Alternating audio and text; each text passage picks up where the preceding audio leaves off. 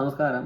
നമ്മളെ ഈ കേരളത്തിലെ മെഡിക്കൽ കോളേജുകളിലെ നമ്പർ 1 ഏതെന്ന് പറഞ്ഞുകൊണ്ട് വലിയ ചോദ്യങ്ങളൊക്കെ ഉണ്ട് അതിടയ്ക്ക് വെച്ചിട്ട്. ട്രിവാൻഡ്രം ആണോ കോഴിക്കോട് മെഡിക്കൽ കോളേജ് ആണോ എന്ന്. അതിൻ്റെ ഏകദേശം ഉത്തരം ഇത്തവണ കിട്ടിക്കഴിഞ്ഞു. ഏകദേശം all India quarter round 1 result വന്നായിരുന്നു. അപ്പോൾ അതിൽ വന്നേക്കുന്നതിൽ കോഴിക്കോട് ലാസ്റ്റ് റാങ്ക് വന്നേക്കുന്നത് ജനറൽ കാറ്റഗറി 1149 ട്രിവാൻഡ്രത്ത് വന്നേക്കുന്ന 1715. അപ്പം വലിയൊരു ഡിഫറൻസ് ഉണ്ട് അവിടെ. അപ്പോൾ തന്നെ മനസ്സിലാവും ഏതാണ് നല്ല മെഡിക്കൽ കോളേജ് എന്ന്.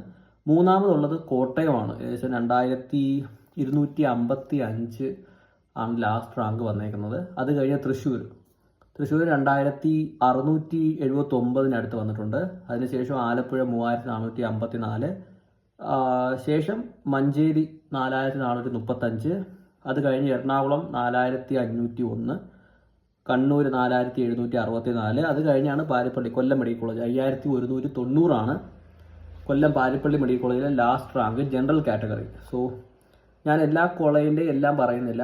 നമ്മളിപ്പോൾ ഉള്ള പാരിപ്പള്ളി മെഡിക്കൽ കോളേജിലെ NEET UG round 1 all India കോട്ടയാണ്. സ്റ്റേറ്റിലെ റാങ്ക് ലിസ്റ്റ് അല്ല, ഓൾ ഇന്ത്യ കോട്ടയിലെ റാങ്ക് ഫസ്റ്റിലാണ് ഈ പറയുന്നത്. സോ കൊല്ലം മെഡിക്കൽ കോളേജിലെ ജനറൽ കാറ്റഗറി 5150, അത് EWS എന്ന് വെച്ച് കഴിഞ്ഞാൽ എക്കണോമിക്കലി വീക്കർ സെക്ഷൻ ആണെങ്കിൽ ഏകദേശം 17860 എത്തിയിട്ടുണ്ട്. പിന്നെ OBC 5861, വലിയ വ്യത്യാസമില്ല. SCക്ക് ഏകദേശം 75,682 ലാസ്റ്റ് റാങ്ക് വന്നേക്കുന്നത്. STക്ക് 1,22,000.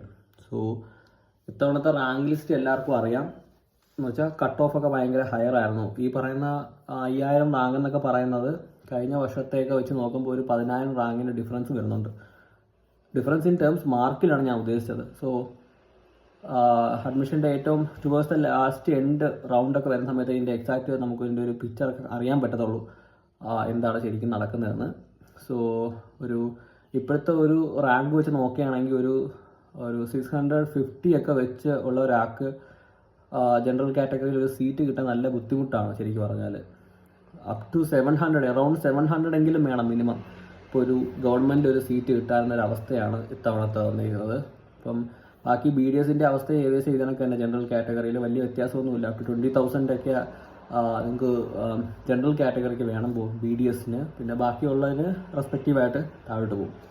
സോ ഇതാണ് ഓവറാൾ സിനാരിയോ. റൗണ്ട് 1 അപ്പോൾ നടന്നുകൊണ്ടിരിക്കുകയാണ്. അപ്പോൾ അടുത്ത റൗണ്ടിൽ എത്തുമ്പം ബാക്കി കാര്യങ്ങളുമായിട്ട് വരാം. ഓക്കെ.